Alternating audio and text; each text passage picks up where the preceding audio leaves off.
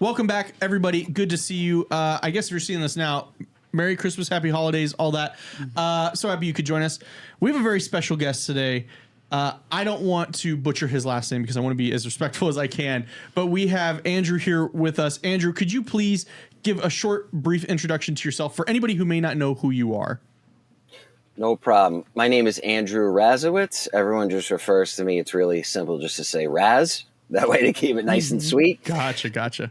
Right now, I'm currently in Melbourne, Australia, but I am originally from New York. And I moved from Brooklyn, Brighton Beach, about 7 years ago to Australia.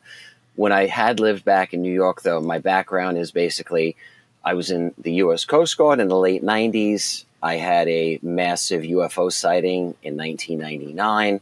Which after that sighting led me to meeting a guy named Dr. Stephen Greer, who taught me how to summon UFOs, which is called the CE5 method. And from learning the CE5 method, that helped to activate a lot of my psychic abilities. And I started training, taking classes all over Long Island, New York City, to upstate New York, to all across America and beyond, and tapping into these psychic abilities. I had psychic experiences in the firehouse, at home. I had a life-saving experience in the firehouse, which we can get into. And that led me to 2018 when the New York Post wrote an article, July 21st, 2018. FDNY firefighter is a psychic medium, sees aliens, angels at work. It's all true. And then when that happened, this thing just exploded. And I've been all over the world speaking, doing podcasts, been in documentaries. I have a new one coming out right now as we speak that's won 5 awards right now called Contact. And this thing has taken a life of its own. I've had my footage, my UFO footage analyzed, and I've been doing psychic readings now, mediumship readings, numerology readings. I've been doing them for a total of 15 years right now. Wow. That's amazing. That's impressive. So, Yeah. and I just want to go into the question. Yeah, a little absolutely. Bit. So Sure. This was a really good one. How do your messages come through to you? Is it visually, verbally, emotionally? Like, what does that look like for you whenever, say, like, it's coming? Sure. So for me, sometimes I'll get a message in the dream state, which I notice for people that a lot of people will say, I'm not psychic, or I don't know if I'm psychic. An easy way, what I like to call like an interphase or a modality of contact, an easy way is the dream state. Why? Because you're relaxed. So the subconscious mind, when you're in a dream state, the subconscious mind, I believe, is shared with all of us. That's why when you're in a dream state, you might be in another place or a past life or a future life, or you have like deja vu or something you see in a dream and then it happens in real life. I feel that dream state is interconnected, and that's one of the easiest ways to make contact. So I'll have an experience, let's just say in a dream state, that's one way, or right when I wake up in the morning, I'll start to get information. I'll get a download, or I'll visually see something. A lot of times I'll physically feel something. I'll get a stimulation throughout my body. The hair on my neck will stand up. It'll rise up, and I'll feel a message coming through.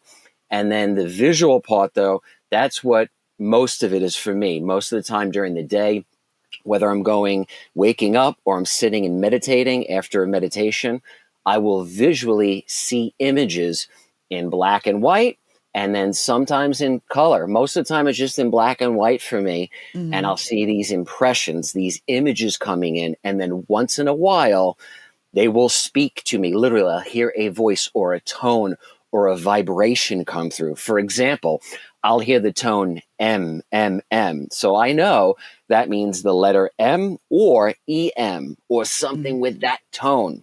And I'll get a message in relation to that. But most of my contact is visualization. I've gotten a lot of visualization in the last 15 years.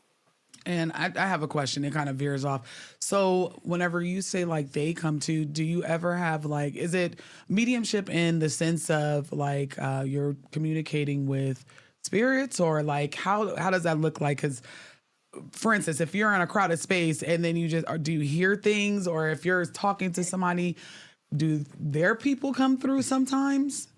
So if I'm with somebody individually, say I was just sitting with someone privately, someone came to see me and I just sat with them, I would be able to get an impression for them, for that individual person. If I was out in a crowded room, no, it's not like that. If I'm out in a crowded room, no, nothing's going to happen unless if I'm with somebody and it's something urgent. Say I'm with somebody or I'm at a family event and there's something coming through, a health issue or something about a relative that I'm with.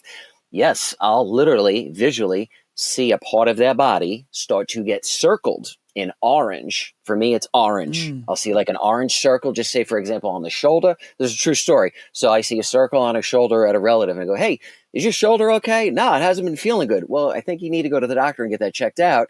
They go to the doctor, boom, and they didn't know, but they actually had, cancer, let's just say, or an illness, something in their shoulder that they weren't aware of, that they thought was just, oh, I pulled my shoulder. I have had things like that happen over the years where if someone's coming to me in person, we're sitting privately, I'll tell them whatever I'm seeing. If it's in public and I don't know the person, I'm not just going to go up to them, only if it is a relative, because the person may not want to hear what I have to say. You know what I mean? They may not be ready.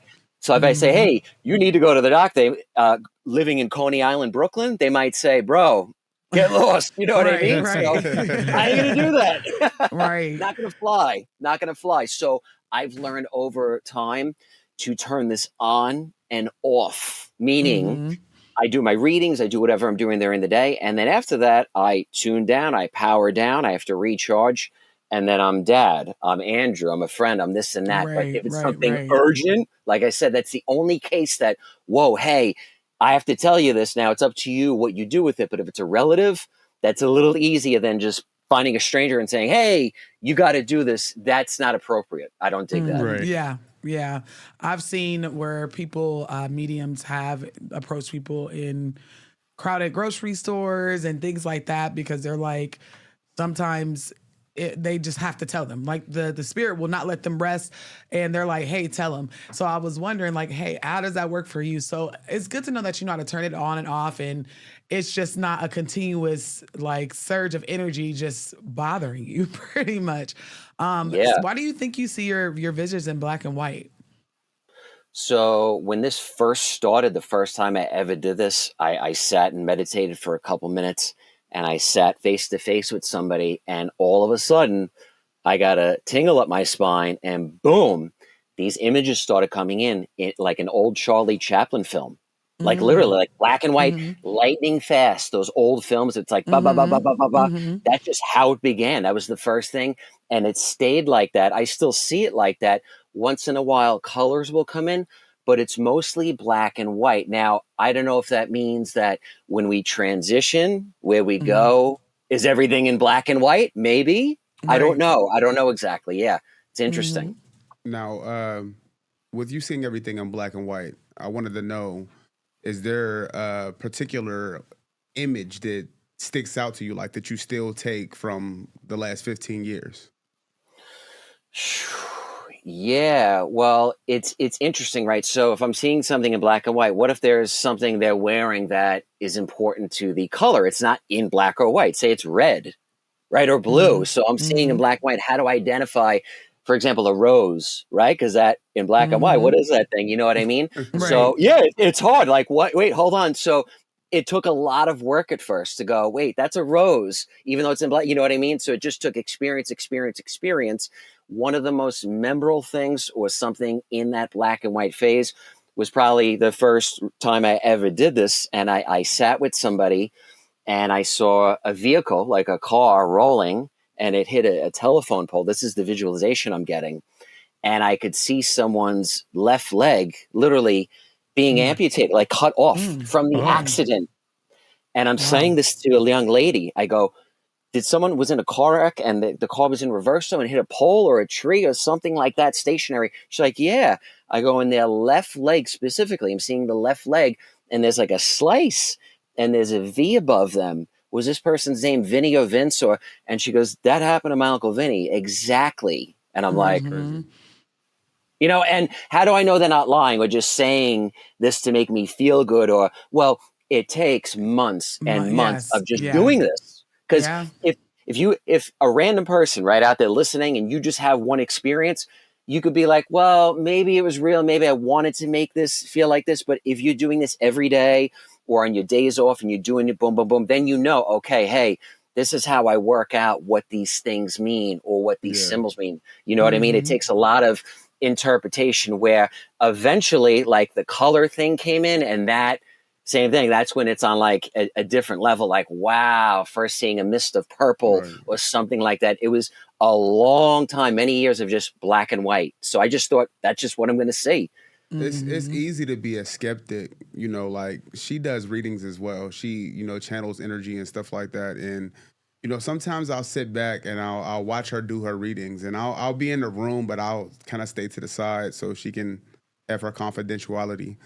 And sometimes I just listen to the stuff that she's talking to people about, and I'm like, to me, it sounds like it's guided, but then I see the reaction that these people get, and it's like, you know, I know that that's spot on. You know, I know that this is real information that you're being fed from wherever you're being the information fed from. And it's amazing to see how people react to you whenever you tell them something that they know, but there's no way that you would know. Yeah, Right. I get a lot of that. Like, even today, I had a reading. You did that to me one time. You called me and you were like, "What's wrong?" And I was like, "I haven't told you anything that happened today." Yeah, I had a reading today, and her spirit guys were just like, "She doesn't have kids yet." And I'm like, "Do you not have children?" And she's like, "I said, you don't have any biological children?" She's like, "No, but I'm pregnant." That's where the yet comes from, you know? So it was like, it's the little things that, and it's so random. Some things are just so like TMI, like, dude, well, I did not need to know that, you know? But whatever comes out just kind of comes out, and it usually resonates, even if it's uncomfortable for me to tell them. So I do want to know, how did your spiritual sensitivity first show up whenever you were younger? So I can remember when I was like 3.5, 4 years old, I had said to my mom, one day I just said to her, I go, "Mom, I had a life before this." I said, I had an image or a vision of drowning in water. I said, I drowned in water. I went up to heaven. I saw Jesus. I go, I had a different mom. I go, but now you're my mom here. And she's just like, what? You know, like, where did that come from? Right? That's okay. Did you see that on TV? You know what I mean? Or like, where was that? We weren't going to church every weekend, nothing like that. So she was just like, okay. But then everything else that has happened in my life, I believe that, yes, that was genuine. I definitely believe that there's past life. Past life regression. So fast forward, right? So that's 3 years old. Now I'm 32 years old and I do a regression. When I do the regression, I recorded it. I have the thing recorded. I have this, the whole thing recorded. And as the regression's going on, I'm saying to like, it comes up that I had a past life and I had another mother, and I'm describing her. I drowned in the water. She tried to save me, blah, blah, blah, blah. After the regression, I called my mom and said, "Mom, I had this regression done."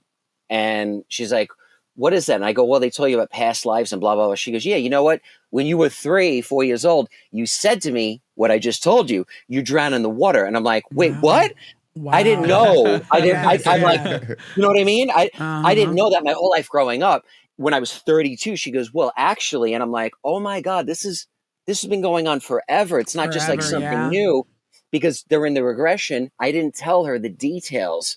I had the recording. I played it for her, and her hair stood up. She's like, "You told me when you were 3." She told me the story first. She goes, "You said you had another mom. You were, had another life. You drowned in water. You went up to heaven." I go, "What did you say?" She's like, "I was just like, okay, I didn't make much of it. What are you going to say?" Yeah, I didn't think though, like, how much farther would his psychic abilities be if he went home? Like, our kids started at that age. Yeah, our kids, they've shown certain signs and certain things, and we try to hone it because I don't want to make it seem like you're crazy or anything. Like, I want to embrace that. Right.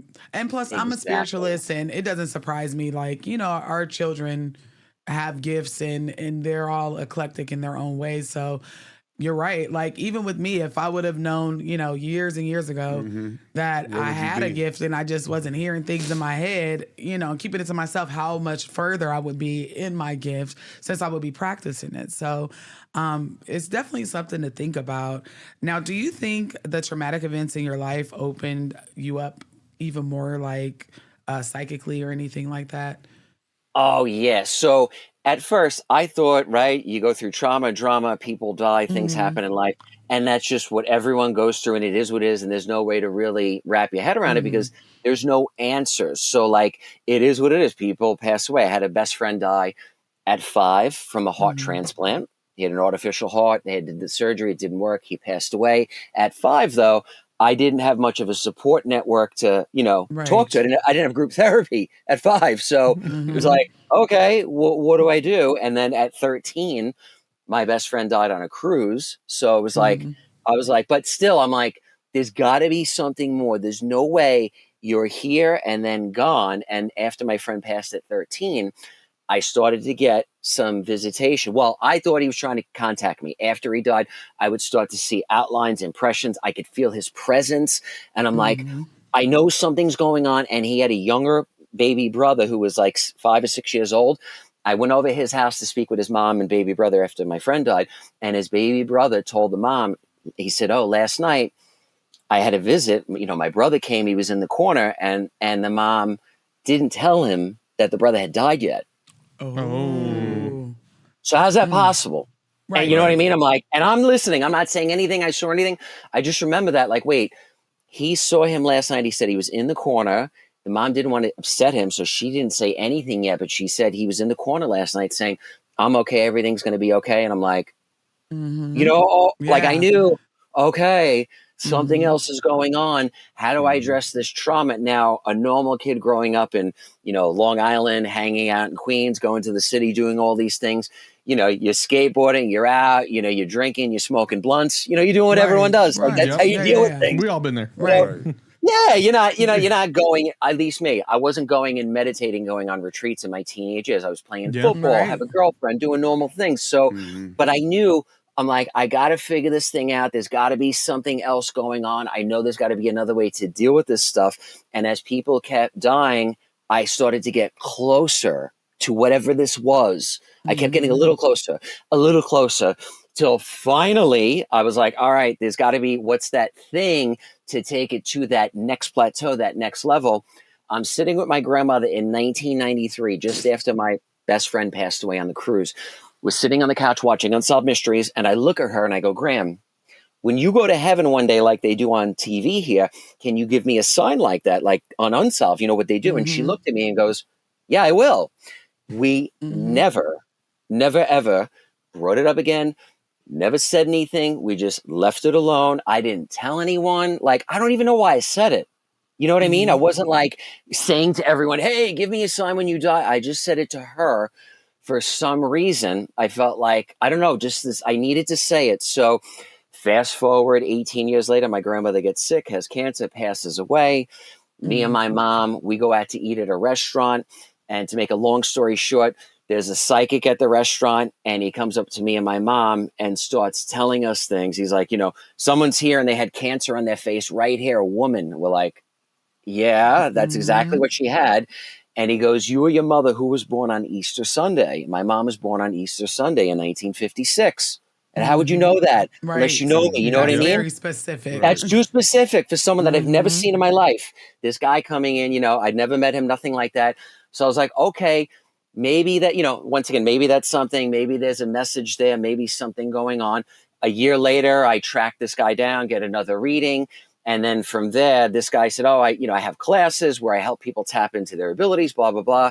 You should come, you have the gift. Or, I'm like, what do you mean? He's like, well, everyone has the gift, but not everyone chooses to tap into it. I'm like, Mm-hmm. okay, maybe, but let me see. Let me just give it a whirl. I don't know if I have it, but let me just see.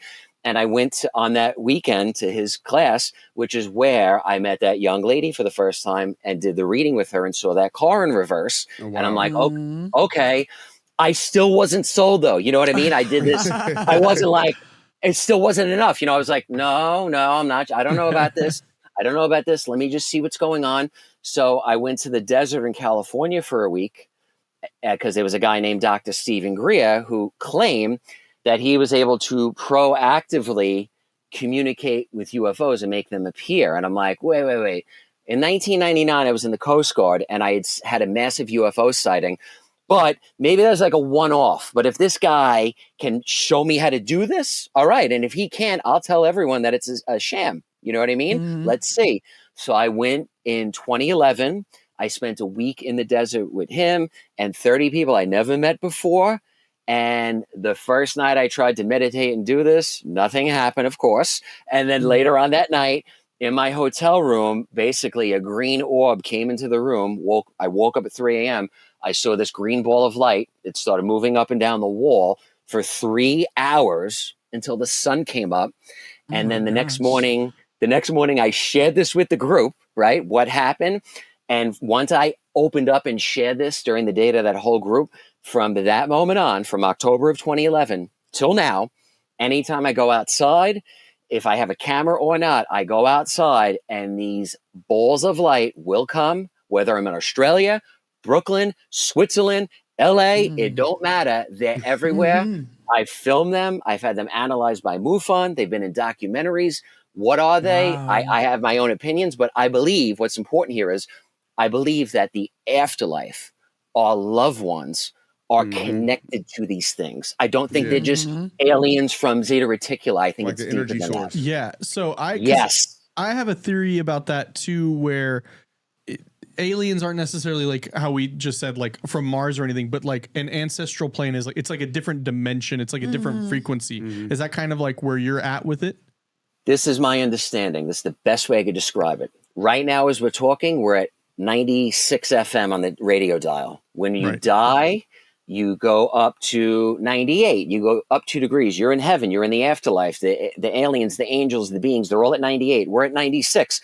But 97's in the middle. So when we meditate, we have a near-death experience and out-of-body experience. We go to make contact with UFOs, right? We try some yoga, some mantra stuff, praying, whatever works. You do that, you now go from 96 to 97. When you do that, they go, whoa, there's someone trying to make contact. Let's drop down.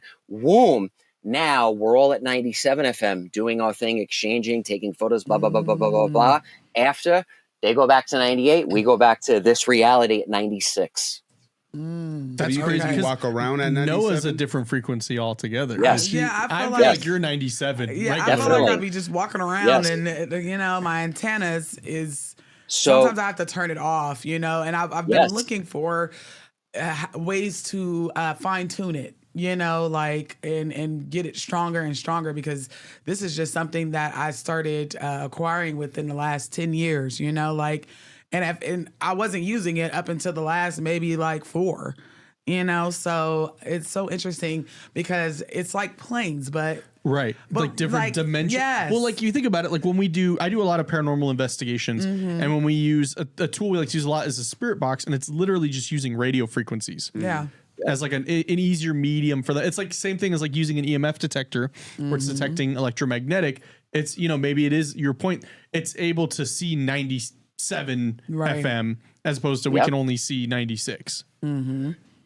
exactly. You think, though, when people go into these guided meditations and stuff, they listen to music at a certain decibel. Yeah, like So it's a hertz what, level, yeah. What is it where the hertz level has to be a certain level, and then it helps raise you to a certain level so that you could So I wonder, is that all astral projection is? It's just putting your body into a state where you go to 97. Right. So when I got it, same thing. When I got into this world and started doing this stuff in 2015, I found the Monroe Institute. You might have heard of them. So there's a group called the Monroe Institute, which they study this consciousness, aliens traveling. They call them non-corporal entities, whatever, aliens, interdimensional beings, whatever you want to call them, ETs, right? So they basically, they have methods through hemisync. So if you connect the left to the right side of the brain, you will have much more expanded awareness. Like that's pretty easy to understand. That is the way we can contact them. So I found a local group. They're all over the world. If anyone goes online, look us up at the Monroe Institute. You can find a local group in your area. They're all over. I found one in Times Square. So I'm in Times Square in a doctor's apartment, 15 of us sitting, meditating, and we are channeling and connecting with ETs, interdimensional beings, in this lady's apartment. It was unbelievable. And we're just sitting there doing this, right? Unbelievable, right? And for nothing. So I want to be clear. When I first started doing this, I was doing all of this. I'd work in the firehouse as a firefighter, and then my days off, I was on the journey doing all this stuff. Most of everything I did didn't cost anything. It was just getting together with people and reading people just to learn and expand. It wasn't about forming a business or any of that stuff. I was on the mission. I was on the journey. I needed to get answers to, is this it? Yeah, I didn't care. That all crap, if that comes, that comes. But it's not about that. It's about what's going on here and what's going on after. I meet the Monroe Institute. I'm doing that. And then I came across a doctor, Dr. Gary Nolan from Stanford University, who he created this term called the antenna. So in our brain, there's another brain called the antenna. He told me this. I reached out to him after I was having all these UFO experiences, filming all this stuff, saying, Doc, what do I do? Am I crazy? Am I nuts? What's going on? How do I know I'm not losing my mind? He said, Andrew, you're not nuts, okay? If anyone gives you a hard time, just say, listen, I have a very cool, interesting life. If you can't understand that, too bad. I believe you. Keep doing what you're doing. Keep documenting it. But yes, you're not alone. There are people out there that have been around and had these experiences, but there are some who have what we call the antenna. So we can send and receive this. It's not just, I'm outside and this thing's there. No. If I meditate, if I pray, if I sit quiet, if I play the piano, if I play the harp, the phenomena manifest. It might be an alien. It might be a ball of light. It might be an ET. It could be whatever. It's limitless, but something out there is aware that we are aware of them. And when you do that, this thing, so you talked about the antenna or training this thing. Yes, for me, transcendental meditation or meditation has opened up the door to just having this thing take off to a whole nother level where now literally, if I want, I don't do it every day, but whenever I go outside, it's guaranteed. I go outside, boom, these things are there. There's no getting away from it now because I've been doing this for 15 years. You know what I mean? It's like second nature now. But when I don't want to, they're not coming in my window. They're not coming through the door at night when I'm sleeping. No, I'm just chilling, watching TV like a regular person. But when I want to turn it on, boom, it's on like Donkey Kong, you know? That's what's up. Yeah. I see. Do you guys offer or do you offer training for people who you think that they may want to, fine tune their antenna? So I will only train one-on-one. Why? When I first learned this, I noticed I traveled around and most of everyone that was out there was doing group sessions. Now, you need to be very careful. If you're doing anything in a group, especially any sort of healing, if you're not well, for example, if you just had a loss in the family, someone just passed away and you're grieving, you're going through an awful time, I personally wouldn't recommend going into a room with 30 people you don't know and opening up and dumping that because, you know what I mean? Yep. You don't know where they're at. And not everyone there is in a good space. I prefer face-to-face, one-on-one that way. There's no interference because I've heard of people going to healers and going into groups and leaving with attachments or in worse shape than they came in with. See, we had that. So I work at a place. So we're in Las Vegas, slightly out of town. There's this place called Good Springs. There's a world famous bar called the Pioneer Saloon. I host their ghost tours there. We had a big group and a guy brought like a negative attachment with him and was like arguing with it. We have this all on camera, was arguing with it. We had to tell him like, hey man, that's not what we're here for. We're all here to make contact and have a good time. It stayed for a couple of weeks.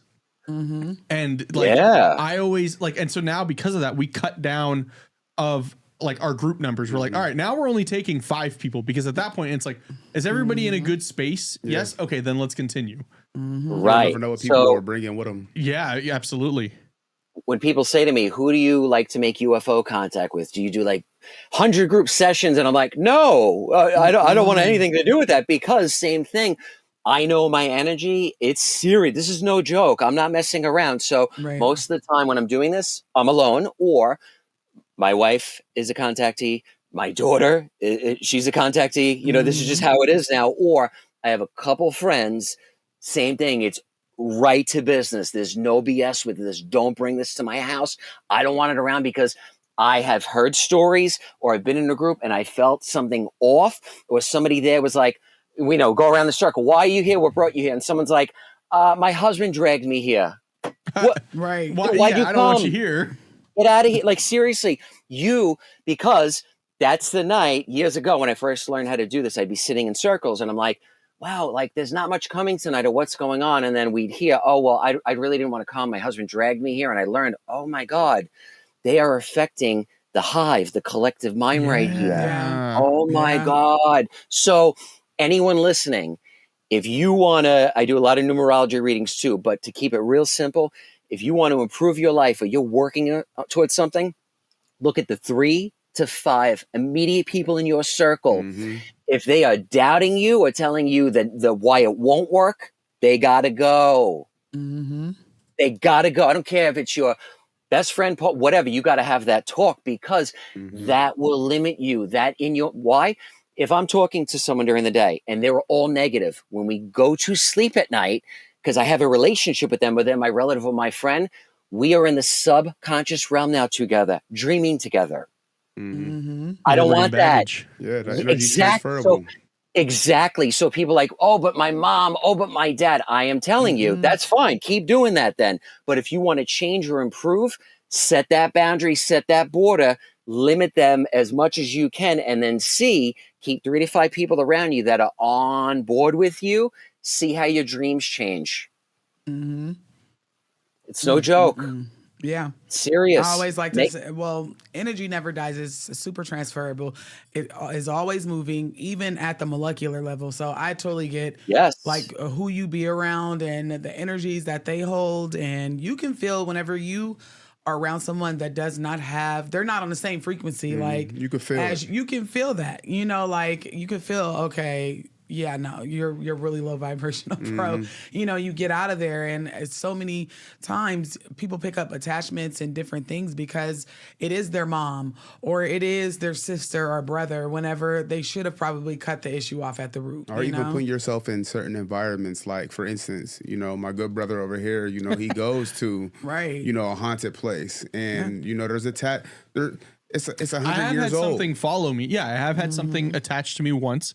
But that has you guys have done it with me. We always make sure to cleanse, at least for me, and like my belief system, we sage, I speak, confidently to the spirits that are out there. I'm like, you cannot go home with anybody. You have to state your intentions. But I do think that a lot of people can fuck around and find out, as Noah for sure talks about. It's because cockiness. it's the ego, and us as humans, we are very egotistical and borderline crazy to think that we are the end all be all and that there's nothing else. Like that is just the ego. There's no aliens or there's no low vibration I think attachments. it's ignorant to think that there's nothing else. Yeah, but humans they think that that this, and I like to say just skeptics, but even the people that do believe, there's still that they cast a little bit of a doubt because their ego. As a human being, there is somebody I'm the most important being here. Did investigations with that I won't anymore because their ego got in the way, and thankfully we had our brother in ghost hunting, Jay, was able to kind of fix the situation. But it was like, what are we doing here? You're an expert, and yet you're here recklessly going through. And so I do find it comforting that you mentioned that like you only do one-on-ones because you really only do. One-on-ones as well, correct? I've had people that try to sneak an extra person into the reading. First of all, they got to pay for that person. Right. Here's my mom. Can you talk to my mom for the other 5 minutes? Yeah, because first of all, it doesn't work the way they think it is, because then I have everybody's ancestors, spirit guys, throwing things at me and talking to me all at once. And I'm like... It becomes overwhelming, I'm like, right? wait a minute, slow down, But at the end of the day, there's been some times where I had issues reading one person that brought someone else because that someone else had a low vibrational attachment. And my ancestors and spirit guides was like, hell to the no, absolutely not. So it's definitely just a one-on-one thing. And it probably ruined the reading for the first person, right? Yes, I've had to refund plenty of people. I will give you your money back in a second if I don't like the energy that's surrounding by it. It's one-on-one only, I mean, we took a group trip where we had somebody with super, super negative energy. Weird energy. It was a lot. It was a lot of energy, like. It's a ton, group retreats and things like that. You're bringing everybody together and doing these spiritual activities. And like you said, you have to be very, very careful. But it's like, are you covering your head? You know what I mean? Are you wearing any type of protection? Like, what are you doing to protect yourself? That's the biggest thing. So I want to know, Andrew, what do you do to protect yourself? So, yeah, well, talking about that too with the protection, right? If you are going into something and you know ahead, hey, there's going to be a group, great. Then you could take steps to do that. Now, one place that people go wrong is like, oh, I have Christmas coming up. I have to see my family. It's the same thing. Before you go, seriously, you got a family reunion, you haven't seen people in years, you have no idea what they've been up to. Probably the same old thing, cycling and cycling and cycling, and you know what I mean? The same nonsense. So what you do in a paranormal tour group, do the same thing before a holiday. There are a couple different I things. never thought of that. Yes, Yeah. absolutely. Yes. Oh, Absolutely. big time. Okay. Your so I feel that our relatives, which I love my family, definitely love them to death. Oh my God, I wouldn't be here without them. However, everyone is like a reflection or a mirror sometimes of your past or something you don't want to, you know what I mean? You don't like, dude, that was 20 years ago. Why are you bringing that up? It's Christmas. They are stuck in that. They're stuck there because if you don't grow, you can't get past that. They're going to repeat that every time you see them. And it's like, dude, I haven't thought about that in 20 years, literally. Oh my God. Yeah. So before I go in, yes, I'm visualizing the golden ball of light coming in, a golden ring coming around, protecting me. Now, some people I know will pray. Some people will just sit. For me, I do my daily TM, my transcendental meditation. That's it. I do my 20 minutes in the morning, 20 minutes in the afternoon. That's it. That's all I need to do. That's it. I don't, yes, if you want to say something comes up at night or there's a last minute thing, I will sit quietly and just say, I visualize a golden ring of protection around me, anyone I love or anyone I have to go into this space with for the time being, before, during, and after, because it's all good there, but you might, in the middle of the night or something comes up or you feel off. Or I want to add this. I don't know if you guys knew this, but when I moved to Australia 7 years ago, I had to get a job. I was trying to get residency here. So I couldn't get a normal job, of course. So I got a job in a funeral home. So I work as a funeral director, arranger, and an embalmer. So yes, the dead do communicate with us. That's right. I went from first responder, FDNY, trying to save people and running into burning buildings, to last line of defense as a last responder, putting people where they need to go before their last place of resting. Gosh, he's lived the life that I've wanted to live. Firefighter too? I wouldn't mind EMS, firefighter, things like that. I've looked into everyone, and one of the biggest ones was mortician work, or Yes, you've been talking about that for a while. I've been talking about it, but because I am so spiritually sensitive, it's like the dead, they communicate. And I'm like, can I handle that emotionally, physically, spiritually?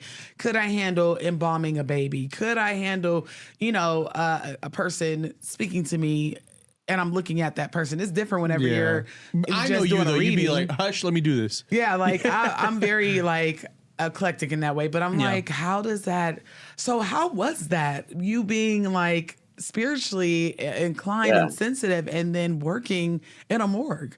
So I knew I was here, and I'm like, I said to my partner, I'm like, I want to work in a funeral home. I'm going to. I want to do this. Always thought about doing it. Always respected that kind of work. I want to do that now. I sat outside under a full moon that night, and I literally, this is what I do. This is my manifestation, whatever you want to call it. I keep it real simple.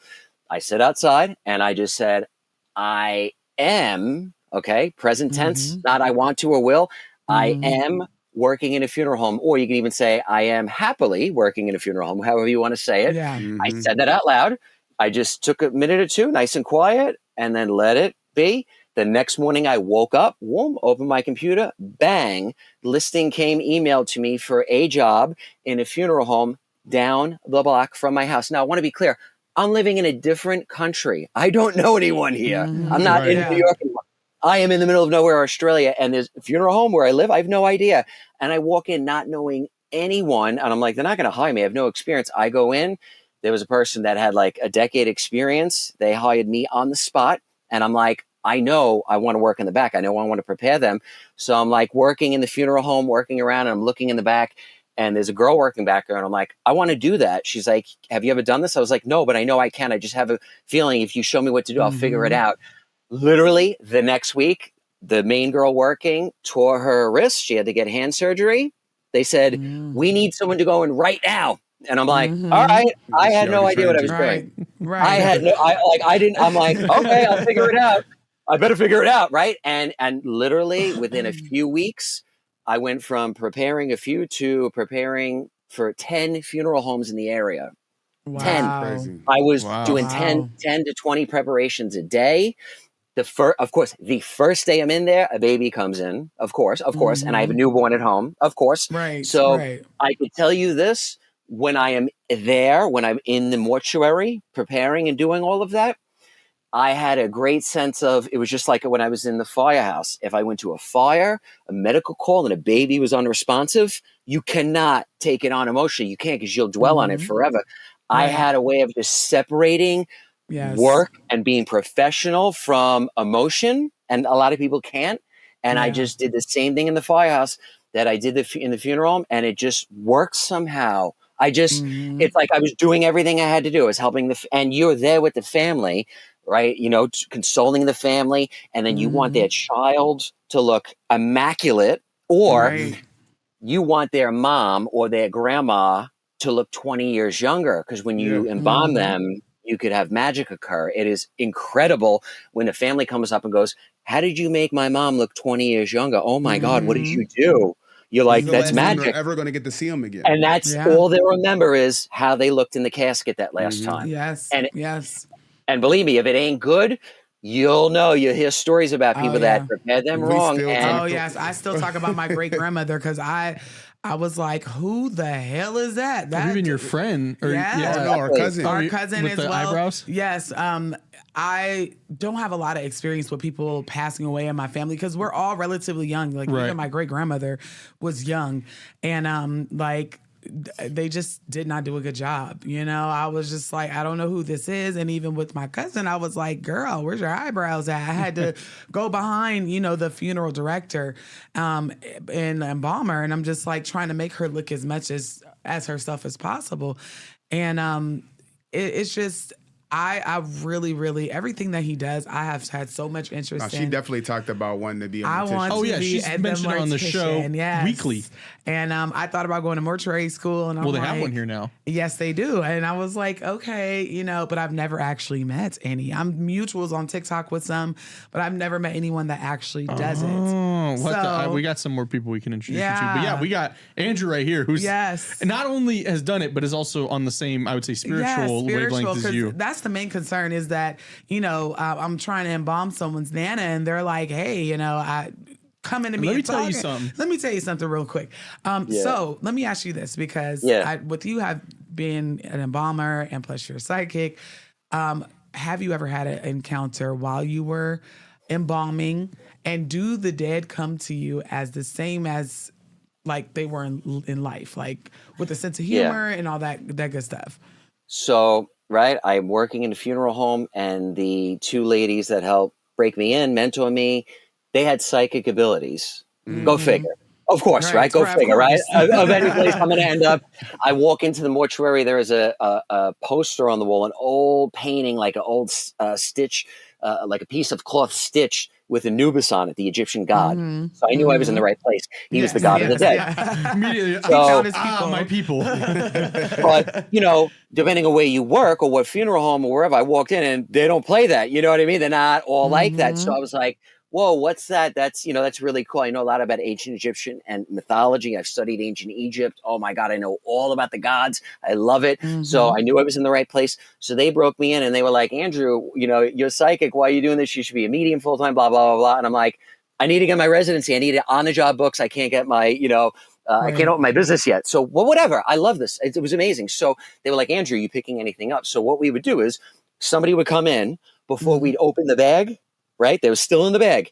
I wouldn't read the paperwork. And they're like, what are you getting? What are you picking up on them? Do you sense anything? I'm like, let me just see. Let me just see what, right? I never tried this before. I never would have done this. So I might as well. This is my chance. So I'm like, okay, this is a true story. This person is telling me that they had blockages from their knee to their groin, like, blood clots. But in that section, now, when you prepare them, you have to open up that part of the body. So we'll be able to see what's going on. I go, but they're telling me what's on the MCOD, the medical cause of death, the paperwork, the death certificate, basically, that what's on there is something different. They're talking about the brain or whatever. So I don't know. Let's just see. Well, we open the bag up, open up the paperwork. The paperwork says there's something in the brain, an aneurysm. When we open them up and we went into the leg area, that area, they had clotting all Sure throughout. enough, yeah.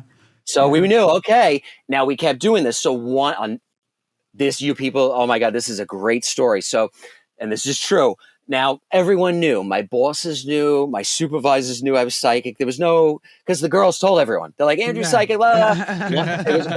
So it's my birthday. I'll find the picture. I come in one morning. It's my birthday. And they bring out a cake of an alien head. And as I walked in, they had the X-Files music playing as I walked into work. Everyone knew, like, it was like, you know, I'm used to it from the firehouse, whatever. It's all good, but they loved it. So I come in, and one day my boss is like, Andrew, come here. He goes, last night at 3 a.m, he goes, I got a notification that the doors open. So it's a giant refrigerator, right? With like 30 to 40 people in there after they pass, the bodies are in there, right? So they're all passed away. He goes, I got a notification that the door opened. He goes, so I went to the videotape and I looked, and he goes, this is odd because no one came in. He goes, but the door opened halfway and then closed. Just halfway closed. He goes, so I'm thinking there's got to be something mechanically wrong. He goes, I called a mechanic out. There's nothing wrong. He goes, the security system said, we don't even have anything on our cameras. There's nothing wrong at all. He goes, did you notice anything weird going on? I go, yeah. I go, somebody that came in, we didn't open them up yet. I go, I just had a very awful feeling. I got a feeling like this person that came in, they were very angry. They were very angry at their mom specifically. And they did something as like a revenge or a payback. And they would talk, they were expressing to me something to do about, you know, the way they passed had something to do with acid, you know, the chemical. That's just all I picked up.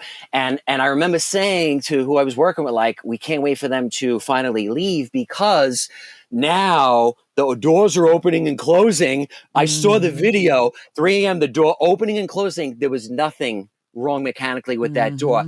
And the next morning we opened the bag up and the person passed because something happened and they put acid on them and the acid killed them or whatever, but they think they played a role in their passing.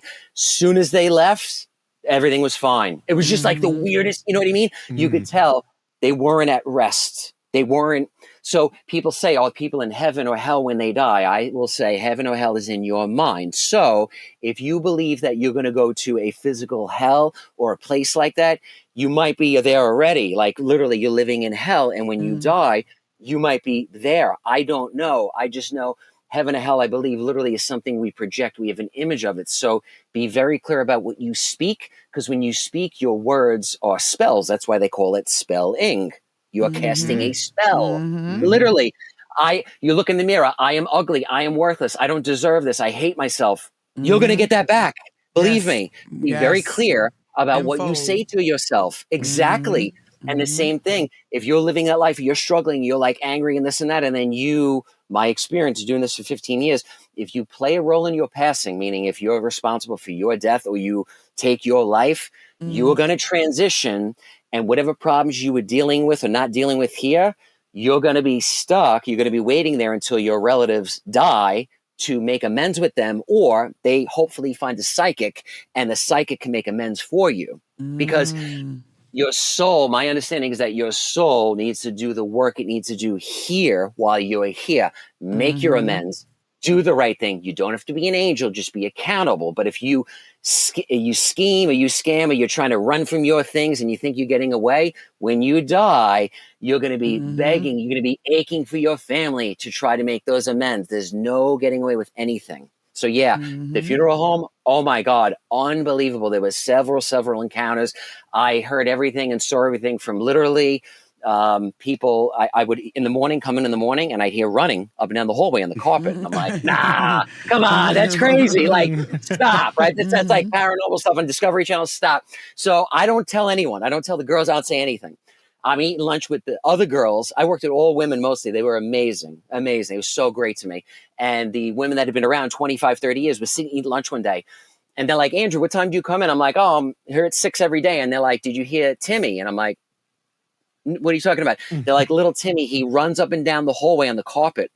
I was like, no, I have no idea what you're talking about. You know, and I'm like, oh my God, I know what they mean.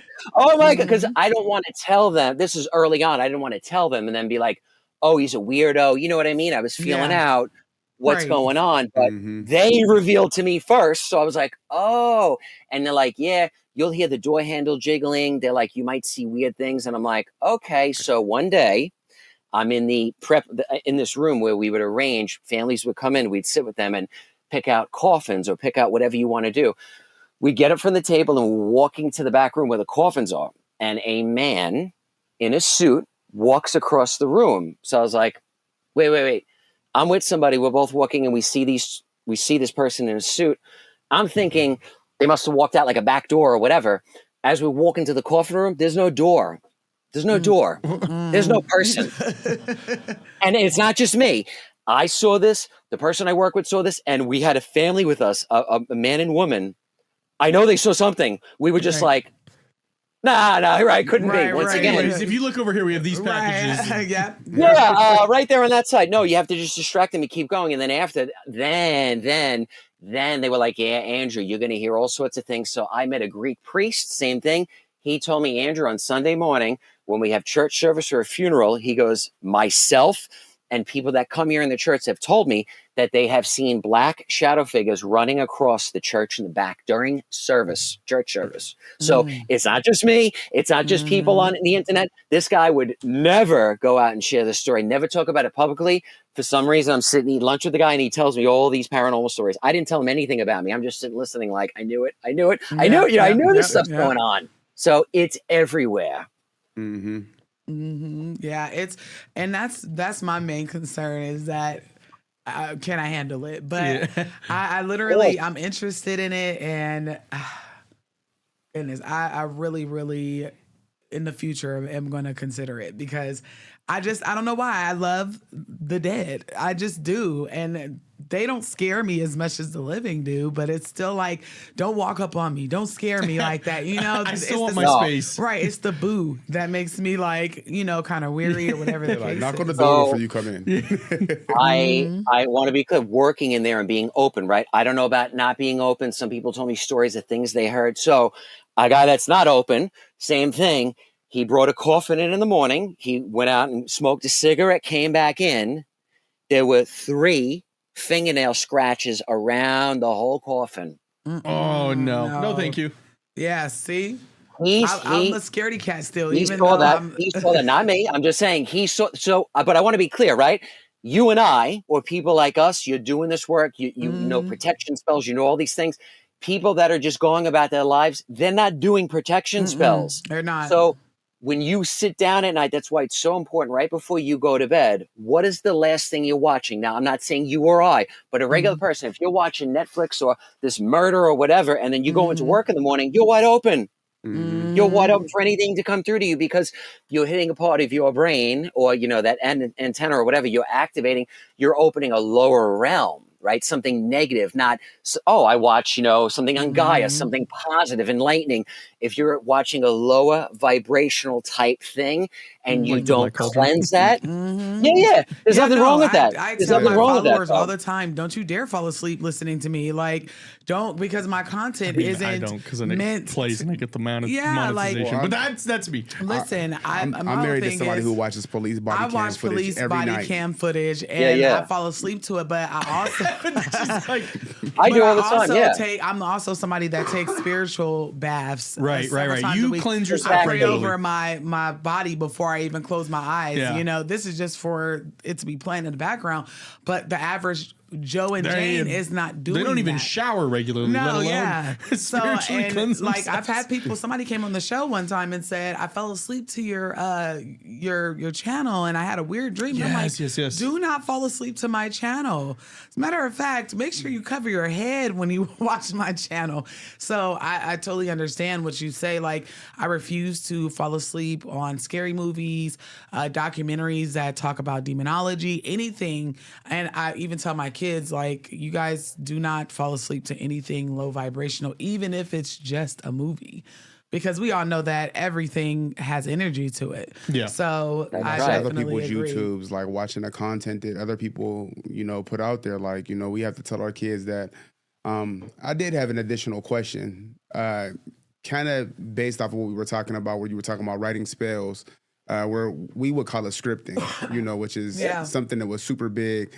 That even got her on this journey, just manifesting. And scripting and writing. She brought out a whole plan of exactly what was going to happen, and we're on YouTube, we're on TikTok. Yeah, like it's so crazy.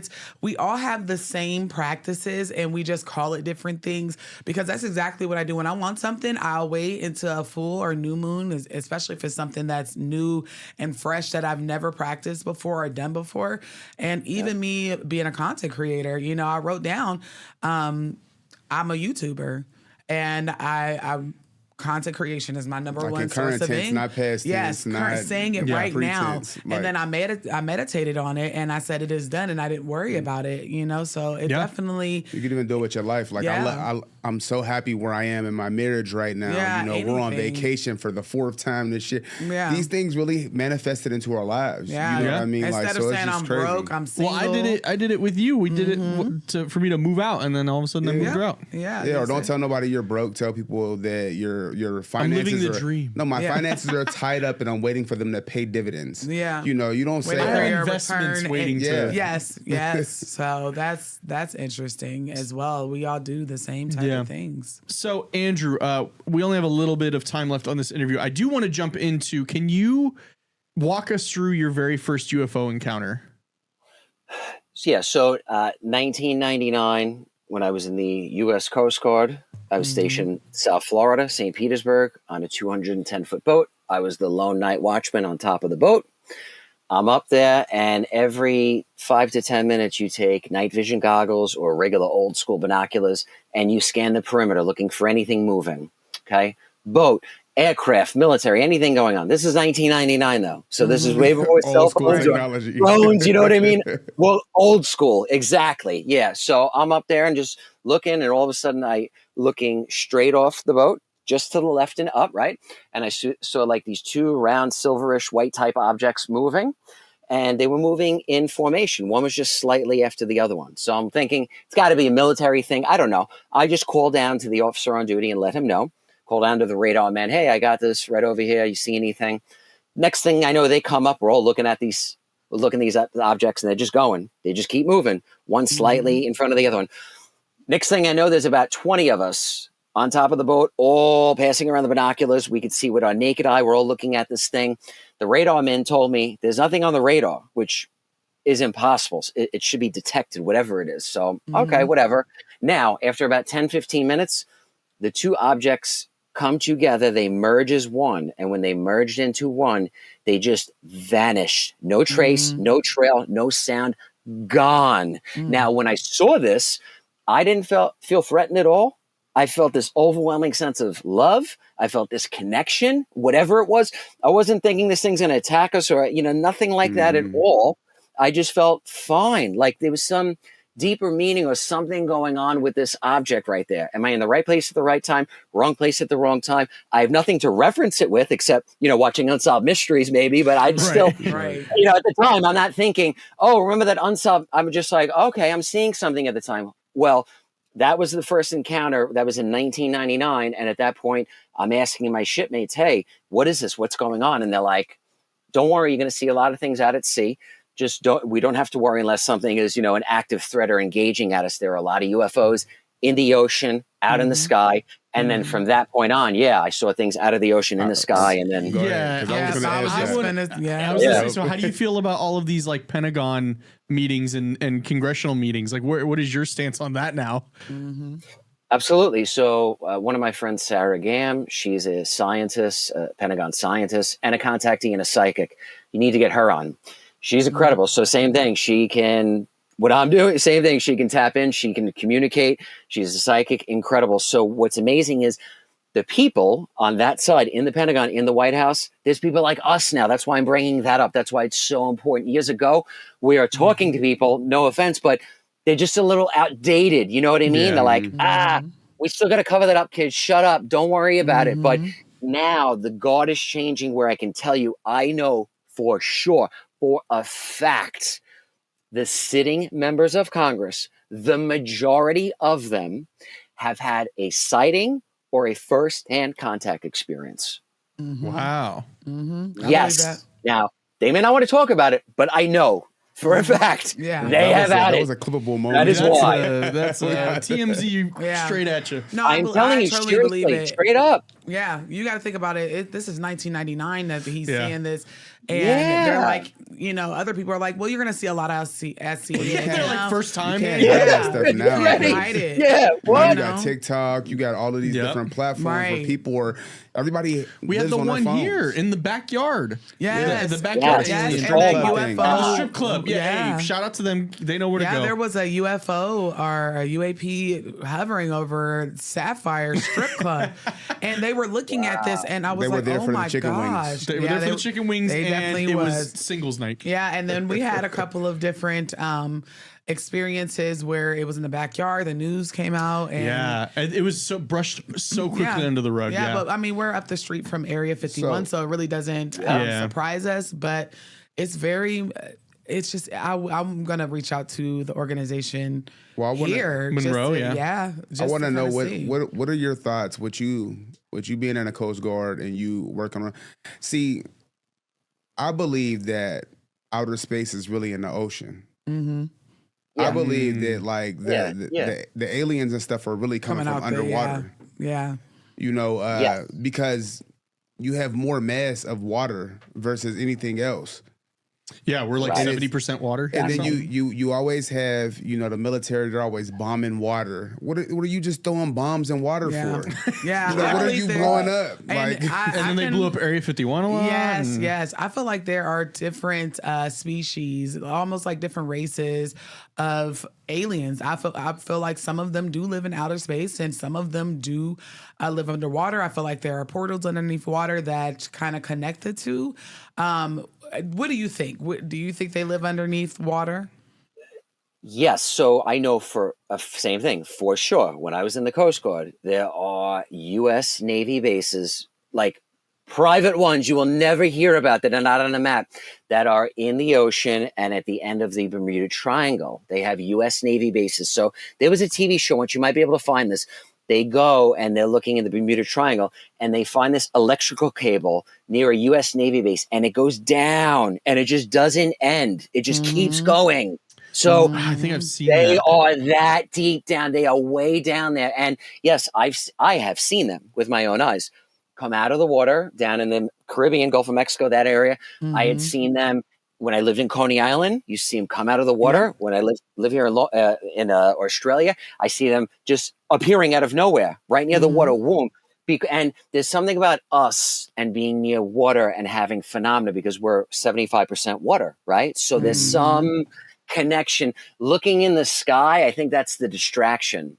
Yes. Yes. You know what I mean? Yeah. They might be out there. They might be, but forget about that. I think if we just look right around, or most importantly, when you look within, you will start in your side yourself. You will start to see that they are right around us. Robert Bigelow, the millionaire, said, "We don't have to look anywhere. They're right under our noses." Yep. Yeah. believe I it. truly He believe was- that. After he said that, you can look this up. Right after he said that on 60 Minutes, he lost a lot of money stock-wise. So he said something that pissed someone off. They don't, and now he retracted that. Oh, that's not really what I meant. Yeah, it is, bro. Okay, I know.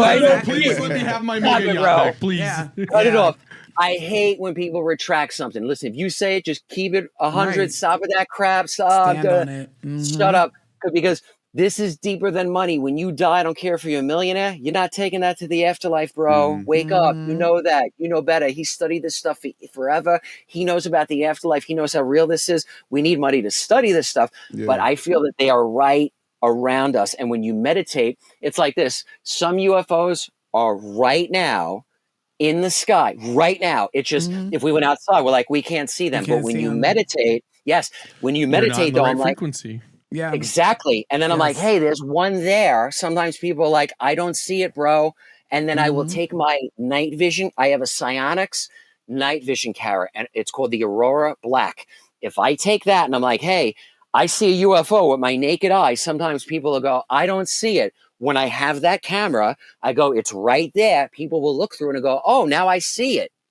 So That's crazy. it takes the infrared spectrum, that frequency, to see them. That's why we can't see them all the time. I honestly believe that. I believe that they are up in the sky a lot more Yes. than the government leads us to believe. I believe that whenever they're up there, what are they called? Whenever they air traffic control, I believe Yep, they know yep. that they're up there. They probably are told the same thing he was told when he was on the boat. Yeah, you'll see a lot of different things, Yeah. but I truly believe that they are sitting up there, but you just have to be in the right frequency to get them. Because I've seen clips where they weren't edited and they just disappeared out of the sky, like almost like it just camouflaged, like it's invisible now. So I do believe that they're up there a little bit more than the government and everybody wants us to believe, for sure. I have videos on my Instagram page. You could look them up, and it says 2 orbs, 2 UFOs disappear. Turn their lights off. There's nothing. They appear. They move. They power up. Right. They come down and gone. Now that's not a drone. That's not a plane. That's not a drone. That's not a flare. Like they don't do that. They don't do that. Not 5. And it's not always the same pattern. It's always different. It's always mixing up, and it's low to the ground. So you get to know these things as you do this. It's just there are powers to be out there that want to suppress. The secret is the technology. How are they getting from wherever it is to here? How are they appearing one place and then bilocating or trilocating? And the reality is the 0-point field that they use, if that technology is revealed, it eliminates the need for oil and coal overnight. Done. So that is where they don't want anyone to touch. And I don't go there. I don't even want to know. I don't want to touch it. I don't want to lose my life from talking about UFOs. You know what I mean? Yeah. That's the secret they'll never reveal. Never. That's why they won't ever have full real disclosure, because they can't. They can't say, hey, we know how they're getting here. We have their technology. Get rid of oil and coal. Why are we driving cars around wasting oil and polluting the environment? Can't do it. Not going to happen. Not yet. But when enough of us keep meditating and enough people that are contactees and psychic and experiences get to those roles of the Pentagon, the government, the White House, and all of that, then that change will occur. But we're not there yet. So we only have time for one more question. I'm going to leave it to Noah, because I know that Noah has 8 million more questions. And so I want to make sure I let Noah have as many questions as possible before we wrap up. Well, one thing I did want to ask is, I guess we'll plug that at the end, because I'm super interested in a reading. I don't consider myself a medium, of course, or of any source. I just am a little clairaudient, but I would love a reading. Whenever people come through to you, because I notice whenever they come through to me and the little times that I am able to feel the energy, do they come through the same way that they were in life and death? I notice with me, sometimes they'll come through. If they were sick, they come through at their healthiest. Sometimes they're a younger version. Sometimes they are happier, whatever the case is. But for the most part, the personality is still there. Do you feel like that's a thing for you as well? So the last memory you have before you die is, what your illness is, what your last moment is, right? So not all the time, but a lot of the time, the first thing they show is, for example, I had I was intubated and I died on the table, and only, one ant was there next to me. So that's, whoa, that either is or it isn't. So usually that's one of the first things. So they'll show how they transition. But then if they're able to show all these things and things through life, once again, to me, think about this rationally. If a spirit or whatever it is communicating or showing us all of these amazing things and things they went through in life that were beautiful, that means they're no longer sick. They're no longer suffering. They're in a different state. So the body is just this shell that's temporary. The soul is the eternal, healthy, happy thing that we cannot get rid of. It just changes form. Yeah, that's amazing. And then I noticed that sometimes they'll tell me, they'll point to the part of the body, and this is where I need to sharpen it. And I was reading somebody about a week ago, and I'm like, it's just like this feeling in your chest, like they're pointing to their chest and saying like it felt heavy. Did they pass away from something in their lungs, like pneumonia or something? Yes, and it was lung cancer. And so it's I can't wait to get to the point of where I can hear in full sentences, because it's like a little radio and it comes through and it's like staticky and it may be one word and I'll be like, well, what's this about a kid or whatever the case is. Right. They give you just enough to ask. It's kind of like when we go on Yeah. the thing. And this is my final question, because a lot of people that follow me, they have gifts and they're steady running from them. They're afraid or they don't know how to kind of sharpen the skill and everything else and use them responsibly, cut them off. What is the greatest piece of advice can you give somebody like that? So for me, working with someone, training with someone, just for example, like I said, I don't do group, I do one-on-one. And when I train somebody, the first day they are reading. So if they read already or doing whatever, you are doing the thing the first day. There is no like after 6 weeks. No, right away, we're getting right into it, because it is easy once you remove those filters. So whatever block or filter or thing you put, your loved one or a job or work, whatever excuse or filter you're going to put, you have to remove those filters. The easiest way through that is in the silent moment, in the stillness.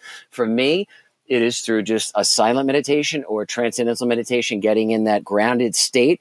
Once you're in that frequency, we're sitting and meditating for a little bit, right? Minutes together. Once we're there, boom, we go right into the reading. And I've never had somebody not been able to do it. And that's the thing. We do it right away. Day one, we go right in there. So I would try to find somebody that can do something and train you one-on-one and go right into the business. Don't overthink it. I tell people, you don't need to read any books. You don't need to have any background in this. You just have to be open to, okay, let me see. Or if you have experience, that is what it is. Can you sit with me and be silent? And if they say, I can't sit, I can't meditate, I'm like, well, then you need to be meditating for double, okay? Because you're not going to be able to. Where they are, it is silent. They're in the stillness. So we need to go to the stillness to be able to receive them. If we're in the monkey mind and all this chatter going on, it ain't going to happen. It's going to be, the reading's going to be all over the place. That's why, like, when people say, oh, spirit is nonstop communicating to me all day and night. If that happened to me, I'd be in a psych ward. I don't want that. I want to turn it on and off. So I would recommend learn how to turn it on and off. How is that? Through meditation and through having somebody with a lot of experience point out the things that you're not aware of. It's preferably somebody that you don't know, not a best friend or someone like that, someone that's well-trained, well-seasoned. Exactly, because they're going to nurture you and be like, don't worry about it. No. You need a strict teacher, someone that's going to go, hey, look here, look there, and challenge you. And I do it. People that have come to me, they know right away, day one, we get right into the business. Most psychics that I know do not teach. They don't do it. They just go do their thing, and that's fine. It's not for everyone. I love sitting one-on-one and teaching and being with someone and watching that growth experience. It is amazing to see it. And it brings me back to when I was day one. Oh my God, I was in a room full of 30 sitting in the front row. Okay. Cause I had to, cause otherwise I can't focus. I have to be right up front like this. You know what I mean? In a room full of people. Otherwise, if I'm in the back, I'm dozing off. I'm not paying attention like school. You know what I mean? So I took this very serious. This is, once again, this is not for everyone. It is for anyone. You can learn it, but it's just not for everyone. Some people are not going to be electricians. They're not going to be carpenters. They don't want to deal with the nonsense. Same thing with this.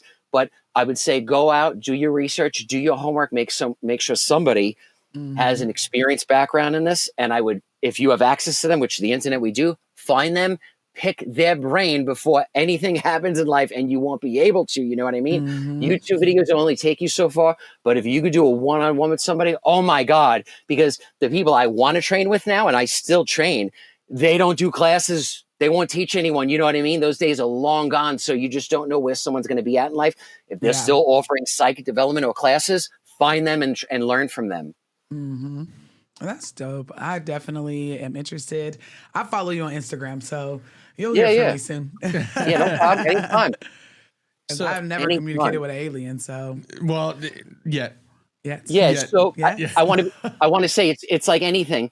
When some people come to me and they're just like, I want to know about my family. That's it. Other people are like, I want to know about my future. Other people are like, where did I come from? What planet? So like, and sometimes people are like, I want a little bit of everything. So whatever you want to do, I could just channel all day. I could, whatever it is what it is. I've learned over time as I kept meditating, things just opened up, abilities opened up, experiences opened up. So I'm like, I have to look into this because it is pulling me closer to something, and I'm meeting more people, helping more people, and spreading the message. This message must get, if I don't spread this message, I'm a fraud to my daughter. Yeah. You know what I mean? About what you believe in, what's right. And if I Yes. don't do what I'm saying is right, if I go and living some life and not really being who I am, she's not going to be who she needs to be in life. Exactly. So that's that. It's that simple. Amazing. Well, I'm just going to say for myself, I know Noah's going to definitely reach out. I want to say thank you so much for coming on and doing this interview. What do you have going on? Let the people know where they can find you. Do you have anything big coming up? Any new services or documentaries or anything like that coming? Red hot, nice and fresh. If you go to any of my social media pages or my website, psychicfirefighter.com, I'm in a peer-reviewed film called Contact. It's a 3-part series. It's been peer-reviewed by scientists, which is a hardcore, rigorous process. It shows me doing psychic readings, UFO contact, and sharing my experience. I'm in all 3 parts. It's being shown all over the world right now. It's won 5 awards already. It's been selected for over a dozen festivals, and it has gotten incredible feedback. They're showing it right now in London, and you could vote on it right now at a London Film Festival. Just go to my Instagram or anything, and you'll see all the links up for everything. Awesome. That's amazing. That's dope. Yeah.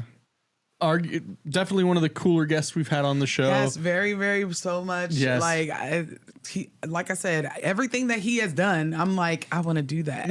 Yeah, I'm getting there. I'm telling you, I want to come to Vegas. Maybe you guys make this happen. I want to go to Vegas. I want to go to where that kid had that contact, that thing land in his backyard. Oh, yeah, and And I want to set up there or near there and do a CE5, what I do, and summon them in and see what happens. Yeah, that Yeah. wasn't Or too far from anywhere my in Vegas. parents' house, actually. Yeah, So it I was kind of like- know Let's the do area. it. Just a regular, degular neighborhood. I could not Is believe. in Northtown of all Yeah, places. The aliens were like, "Hey, yo, Yeah. what is this place?" They rolled the windows up real fast. Yes, there. they Right. said it's kind of ghetto. Find, But find a couple spots like that in that Vegas area, because Vegas is one of these. We'll get into this later too, but there's entry points and there's certain places I would say that are hotbeds, or there's a reason that they chose Roswell. Yes, Okay, yes, yes. This is deep. That's a reason, okay? And what's going on in that area? There's a lot of places in the area that have had weird experiences, and there's people out there. I'd love to go around talking to people in the area, and then if they're open to it, hey, let's see if we could summon them in, because I've done that all over the world, and they usually show up amazing. yeah, So I'd love to do that. The tunnels anytime. would be great, especially with the houses. Oh, population. yeah. The tunnels. Yes. Yes. We'll Oh definitely, my we'll God, definitely have it'd to be make great. something happen because we Yes, do please. production Do as it. well, so we can handle all Oh, the yeah. filming Yeah. too. So